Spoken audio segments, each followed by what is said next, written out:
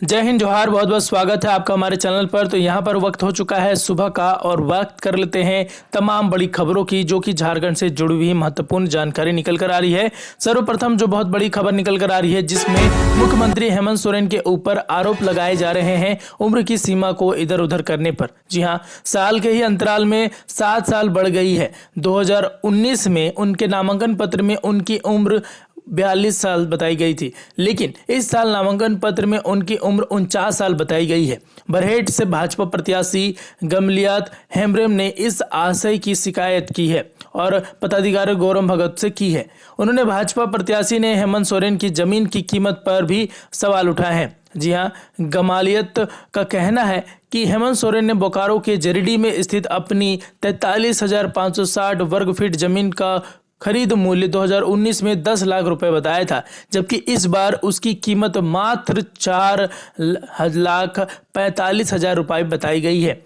भाजपा प्रत्याशी का कहना है कि हेमंत सोरेन ने 2019 के चुनाव के दौरान नामांकन फॉर्म में केस नंबर GR 1208/2014 का उल्लेख किया था, लेकिन इस बार के नामांकन में इसका कोई उल्लेख नहीं है। उनका कहना है कि 2019 के नामांकन फॉर्म में अपनी पत्नी कल्पना सोरेन के नाम एक मारुति रियाज कार निबंधन संख्या, जी हाँ, जो भी रखी गई है उसका उल्लेख किया गया था, लेकिन इस बार उसका उल्लेख नहीं है, जबकि उक्त गाड़ी आज भी उनकी पत्नी के नाम से चलाई जा रही है। क्या हेमंत सोरेन की नामांकन को रद्द किया जा सकता है? जी हाँ, उनकी रद्द करने पर नामांकन रद्द करने की भी मांग की गई है। जी हाँ, गमालियल का कहना है कि 2019 के विधानसभा चुनाव में हेमंत सोरेन ने अपने नामांकन फॉर्म में केवल 2 भूखंड के बारे में उल्लेख किया था। उक्त दोनों जमीन 2006 से 2008 के बीच खरीदी गई थी, जबकि इस बार कुल 23 भूखंडों का उल्लेख किया गया है। खास बात यह है कि इन भूखंडों की रजिस्ट्री 2006 से 2008 के बीच ही है। ऐसे में उक्त जमीन के बारे में 2019 में क्यों नहीं उल्लेख किया गया? ऐसे में भाजपा प्रत्याशी ने हेमंत सोरेन का नामांकन रद्द करने की मांग की है। उधर निर्वाची पदाधिकारी यहाँ पर एक बड़ी अपडेट निकल कर आ रही है जिसमें गौतम भगत ने बताया कि जी हाँ, स्क्रूटिनी के दौरान प्रेक्षक की मौजूदगी में सभी उम्मीदवारों व उनके प्रतिनिधियों से आपत्ति दर्ज कराने को कहा गया था। इस दौरान भाजपा प्रत्याशी ने किसी भी प्रकार की आपत्ति नहीं जताई है। बाद में उन्होंने झामुमो प्रत्याशी हेमंत सोरेन के संबंध में कुछ शिकायत भी दर्ज की थी। तो ये बड़ी खबर है और इस दौरान प्रेक्षक भी मौजूद थे। ऐसे में भाजपा प्रत्याशी की आपत्ति को खारिज कर दिया गया है। उधर झामुमो जिला अध्यक्ष जी हाँ शाहजहां से इस संबंध में भी कुछ टिप्पणी करने का इनकार किया गया है। आपको क्या लगता है, कौन सही है और कौन गलत? कमेंट सेक्शन में कमेंट बताएं। मोहनपुर विधानसभा में उलटफेर, दिग्गज नेता ने नामांकन लिया वापस, बीजेपी को मिली बहुत ही बड़ी राहत। यहां पर आपको बता दें, विधायक गुरुचरण नायक ने मोहनपुर से नामांकन वापस ले लिया और उन्होंने आसू प्रत्याशी डॉक्टर दिनेश चंद्र बोयपाई को अपना भतीजा कहते हुए उनकी जीत के लिए काम करने की बात कही। एनडीए गठबंधन के तहत मोहनपुर विधानसभा सीट आसू के खाते में जाने के बाद भाजपा के पूर्व विधायक गुरुचरण नायक ने निर्दलीय उम्मीदवार के रूप में नामांकन किया था। बुधवार को असम के सीएम और भाजपा के झारखंड चुनाव सह प्रभारी हिमंता बिस्वा रसमा ने बुधवार को चाईबासा दौरे के क्रम में उनसे बातचीत भी की, जिसके बाद उन्होंने अपना नामांकन वापस ले लिया। पूर्व विधायक गुरुचरण नायक ने कहा कि पार्टी संगठन और राज्य के हित में पार्टी नेताओं के साथ बात होने के बाद उन्होंने अपना नामांकन वापस ले लिया है। उन्होंने कहा है कि आसू प्रत्याशी डॉक्टर दिनेश चंद्र बोयपाई को अपना भतीजा और उनकी जीत के लिए काम करेंगे।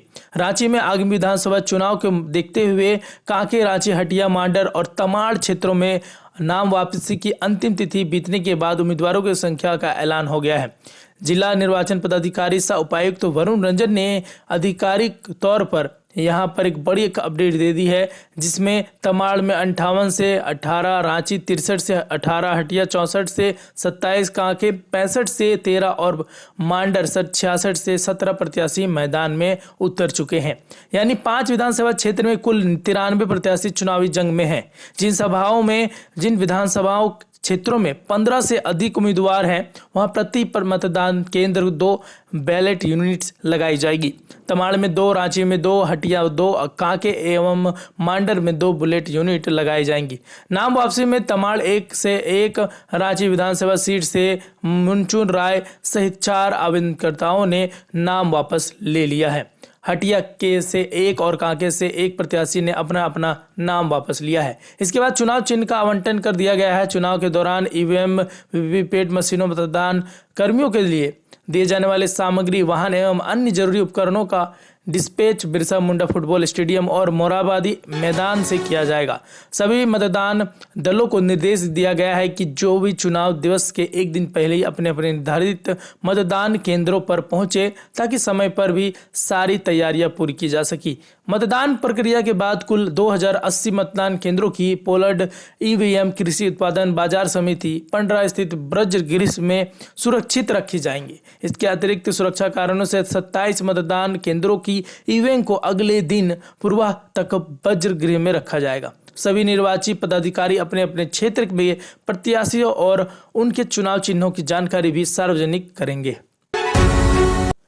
गरीब एमएलए मंगल अब 73 लाख के घर के मालिक, 5 साल में बीपीएल से हुए एपीएल, बैंक में 23 लाख रुपए। जी हां, बड़ी अपडेट निकल कर आ रही है जिसमें इन पर आरोप लगाए जा रहे हैं। चुनाव 2024 में पूर्वी सिंहभूम जिले की जी हां जुगलसराय सीट से झामू प्रत्याशी मंगल कालिंदी 5 सालों में बीपीएल से एपीएल हो गए हैं। दरअसल 15 जुलाई 2023 को एसोसिएशन जी हां फॉर डेमोक्रेटिक रिफॉर्म्स और नेशनल इलेक्शन वोट जी हाँ ने देश के 10 सबसे गरीब विधायकों की सूची जारी की थी, जिसमें रिपोर्ट में खुलासा हुआ था कि विधायक मंगल कालिंदी देश के 5वें और झारखंड के सबसे गरीब विधायक हैं।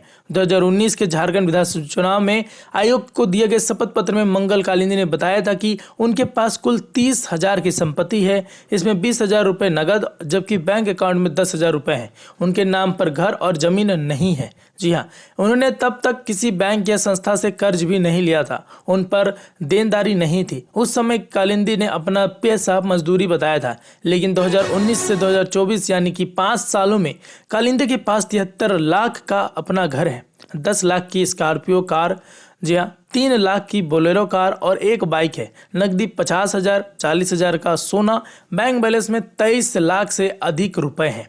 यहाँ पर सवाल भी ये आ रहा है कि कालिंदी ने यह जानकारी चुनाव आयोग को दिए शपथ पत्र में दी है। 2019 में जुगलसराय सीट से पहली बार विधायक चुने गए मंगल कालिंदी का जीवन 5 साल में पूरी तरह से बदल गया है। 2019 के बाद खुद को मजदूर बताने की कालिंदी अब 73 लाख के घर में रहते हैं। तो इस पर सवाल उठना तो लाजमी है। घर बनाने के लिए कालिंदी ने झारखंड विधानसभा से 32 लाख का लोन लिया है। वह 2024 में दोबारा चुनाव लड़ रहे हैं। कालिंदी के पास 13,50,000 की चल और 73 लाख की अचल संपत्ति है। जी हाँ, एसबीआई डोरंडा ब्रांच में 19,99,298, एक्सिस बैंक में सकाची ने 3 लाख और बंधन बैंक में सकाची 12,032 रुपये जमा है। तो ये सारी जानकारी जब उन्होंने मंगल कालिंदी ने 2019 और 2024 के विधानसभा चुनाव में अपने हलफनामे में अलग अलग उम्र बताई है। 2019 में उन्होंने अपना उम्र 42 वर्ष बताई थी, जबकि 2024 में हलफनामे में उन्होंने अपनी उम्र 51 वर्ष बताई है। कालिंदी पर झूठा और जाली हलफनामा दायर करने का आरोप लगा है। भाजपा नेता अंकित आनंद ने चुनाव आयोग में एक शिकायत दर्ज कराई है। अंकित आनंद ने कहा है कि 5 साल में किसी व्यक्ति की उम्र 9 साल कैसे बढ़ सकती है। शिकायत मिलने ही से ही भारत निर्वाचन आयोग और झारखंड के मुख्य निर्वाचन पदाधिकारी ने इसका त्वरित संज्ञान लिया है।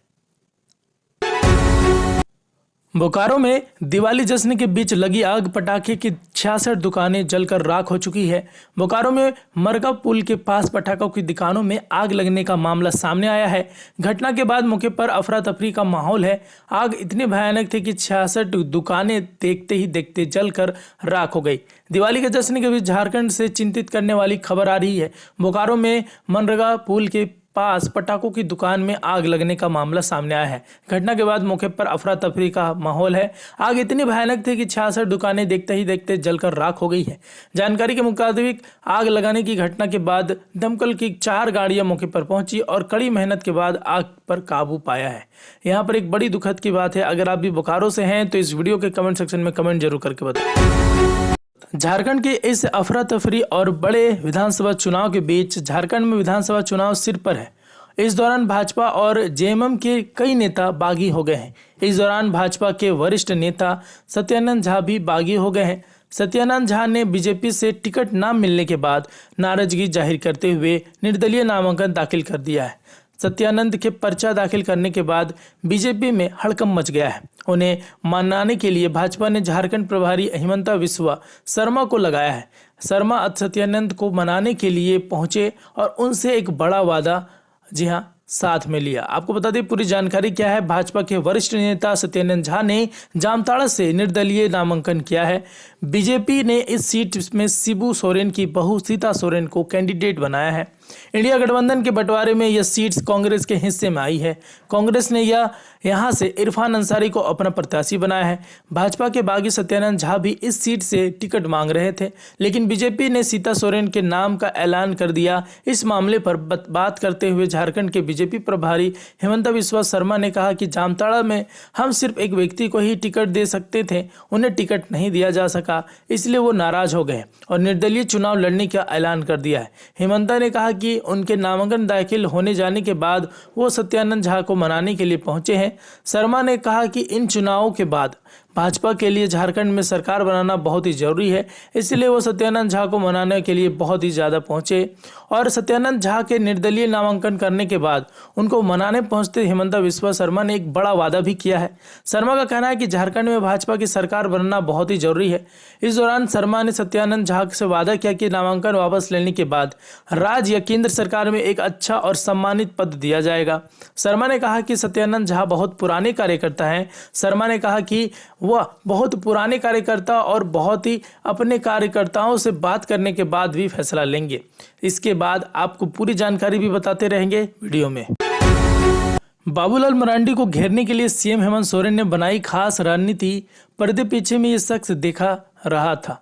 यहाँ एक बड़ी खबर निकल कर आ रही है। मुख्यमंत्री सोरेन ने बाबूलाल को राजधनवार में घेरने के लिए विशेष रणनीति बनाई है।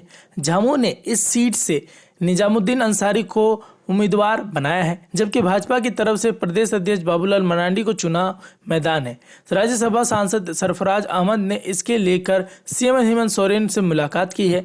जानकारी के मुताबिक हेमंत सोरेन जल्द ही वहां जाकर एक बड़ी सभा को संबोधित करेंगे। इसके अलावा गांडीय सीट को भी दोबारा फतह करने के लिए भी चर्चा करेंगे। पांडेय से कल्पना सोरेन खड़ी है। जी हां, सरफराज अहमद भी वहां मोर्चा संभालेंगे। उन्होंने कहा कि इस बार बड़ी बढ़त के साथ कल्पना सोरेन की जीत होगी। झामू के महासचिव विनोद पांडे ने कहा कि हेमंत सोरेन व कल्पना सोरेन दोनों अपने स्टार प्रचारक तो हैं, प्रचार अभियान के दौरान में जाएंगे ही। इस बार झारखंड में इंडिया गठबंधन की पहले से भी ज़्यादा सीट आएंगी। हमारी जीत तय है। चुनाव की रणनीति भी बन चुकी है, पर रणनीति क्या है इसका खुलासा मीडिया में नहीं किया जा सकता। 1 नवंबर से मुख्यमंत्री हेमंत सोरेन व गंडे विधायक कल्पना सोरेन फिर चुनावी अभियान शुरू करेंगे। दीपावली की वजह से प्रचार अभियान में दोनों नजर नहीं जा रहे थे। एक से हेमंत सोरेन एक दिन में 3 से 4 बार सभा करेंगे। वहीं कल्पना सोरेन भी 3 से 4 सभा करेंगी। कई जगहों पर नुक्कड़ सभा और रोड शो का आयोजन भी किया जाएगा। जमशेदपुर स्थित जयपाल सिंह मुंडा स्टेडियम में 3 नवंबर को इंडिया महागठबंधन की ओर से चुनावी जनसभा का आयोजन किया गया है। झामू के स्टार प्रचारक कल्पना सोरेन व पप्पू यादव जनसभा को संबोधित करेंगे। इसके अलावा अन्य स्टार प्रचारक की शामिल हो सकते हैं।